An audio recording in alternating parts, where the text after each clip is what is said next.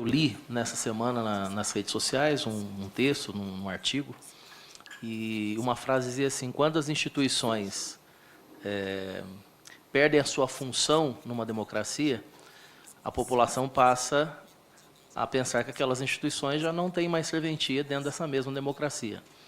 E quando eu ouvi a fala do senhor Clodoaldo, trazendo à tona o que diz a nossa Constituição, que todo poder emana do povo, me vinha muito claro isso, né? Se nós estamos discutindo hoje a questão do foro privilegiado aqui nessa casa, é porque essa instituição perdeu a sua relevância para a população. Porque enquanto se tinha alguma relevância, a população não se arvorava com isso, não se enfesava com isso, não sentia tanto asco como sente hoje com relação ao foro por prerrogativa de função.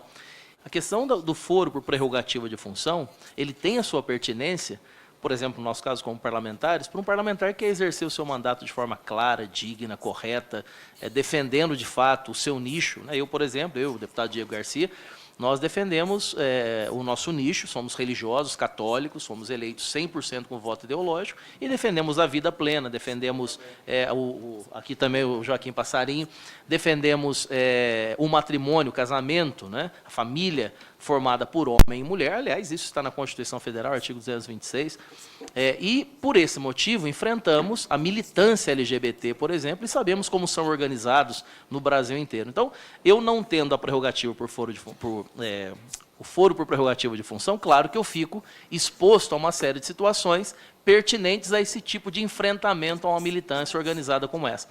Porém, eu não estou fazendo o ilícito.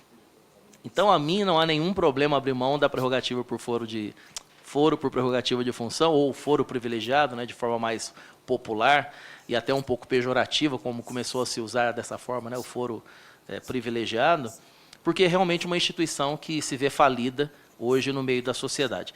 E, da mesma forma, outras instituições. Eu ouso em dizer que o STF, por exemplo, está caminhando por esse mesmo descrédito. Mesmo descrédito. E não por causa da instituição, mas por aqueles que compõem a instituição. Nós vemos ministros do Supremo, eu acho tremendamente, primeiro, de mau gosto, segundo, deselegante e totalmente desnecessário, ministros do STF tão midiáticos como nós vemos hoje em dia, né? Gostam de ser popstar, de estar em todas as revistas e mídias, televisão e rádio, e fazendo e acontecendo como se fosse a sua função, né? Quando, de fato, deveriam ser pessoas comedidas, recatadas e que fizessem o seu trabalho de fato. Ou seja, uma instituição que está caindo no descrédito. E quando, numa democracia, as instituições caem no descrédito, nós corremos um grave risco, aí como o nosso nobre relator nos relembrava, da população se cansar das instituições, se cansar da democracia e começar a querer remédios amargos e remédios que realmente não resolvem de fato ali aquela enfermidade, né? E vão causar um problema maior, mas que alguns curandeiros, né, do momento apresentam como sendo a grande salvação para aquelas situações. Então, desde o início, eu já me coloquei favorável à extinção total do foro, total. Eu, por exemplo, como parlamentar, eu sou obrigado pela função que desempenho no Parlamento Brasileiro a ter 100% de transparência em todos os meus atos. 100%. Nas minhas contas, na minha cota parlamentar, o meu salário, todos sabem quanto eu ganho, todos, desde uma criança de 10 anos de idade, se entrar na internet, ela vai saber qual é o meu salário, né? Ela tem acesso a esse valor, quanto eu gasto, quanto eu não gasto, porque graças a Deus eu menos gasto do que gasto, tenho muita responsabilidade com isso. As emendas parlamentares, tudo, a gente tem que ter uma transparência total, porque realmente entidades da sociedade caem de pau em cima dos parlamentares. Os grandes algozes da nação brasileira são os parlamentares, segundo a mídia e segundo várias organizações da sociedade civil organizada.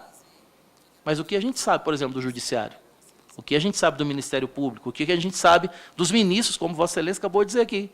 Então, assim, vamos parar de tanta fala mole, vamos falar de fato o que são as coisas, tem que realmente tirar, na minha opinião, nobre relator, desde o início tenho dito aqui, acho que tem que tirar de tudo mesmo, cada um responde pelos seus atos. Eu, como parlamentar, tenho que responder pelos meus atos, cada ministro do STF igualmente, presidente da República igualmente, e votei favorável às 2 denúncias apresentadas nessa casa no ano passado contra o presidente Michel Temer.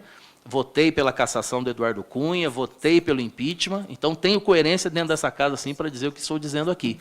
Acho que se nós não fizermos a nossa parte, nós agora como homens públicos, de uma forma geral, eu não sei o que vai ser da nossa democracia, eu não sei o que vai ser das nossas instituições. Tomara a Deus que realmente essa comissão possa dar essa grande contribuição, e eu não tenho a menor dúvida que o nosso relator ele tem total capacidade para isso, para nós injetarmos um pouquinho que seja de esperança no coração do povo brasileiro.